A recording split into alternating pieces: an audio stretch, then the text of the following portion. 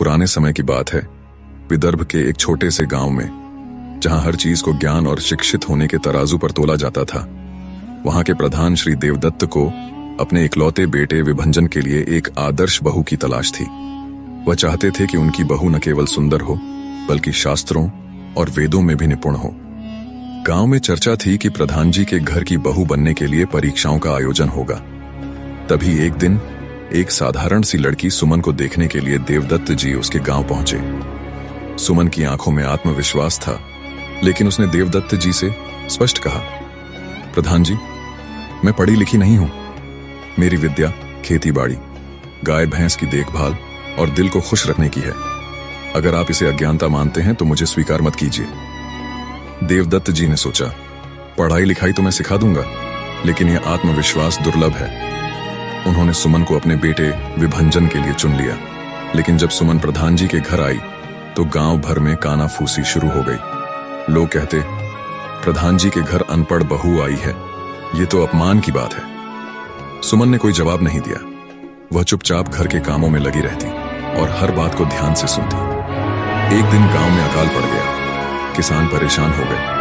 देवदत्त और गांव के अन्य प्रधान उपाय खोजने के लिए इकट्ठे हुए, लेकिन कोई भी हल नहीं निकाल सका।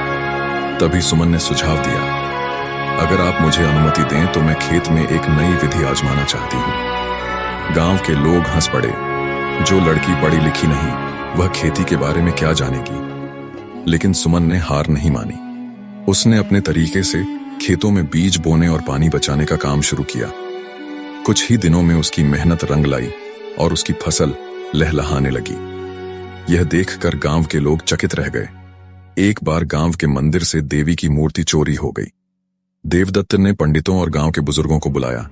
सभी ने अपनी अपनी राय दी, लेकिन कोई मूर्ति को खोजने का उपाय नहीं बता सका।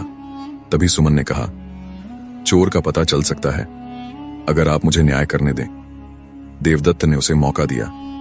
सुमन ने गांव के सभी लोगों को इकट्ठा किया और कहा, जिसने मूर्ति चुराई है वह आज रात मंदिर के सामने रखे दीपक को बुझा नहीं पाएगा।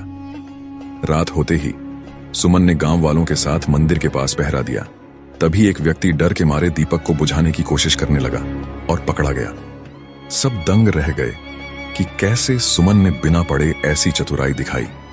धीरे धीरे सुमन के गुणों ने गांव वालों का दिल जीत लिया। अब लोग उसे अनपढ़ नहीं, बल्कि खरा सोना कहने लगे।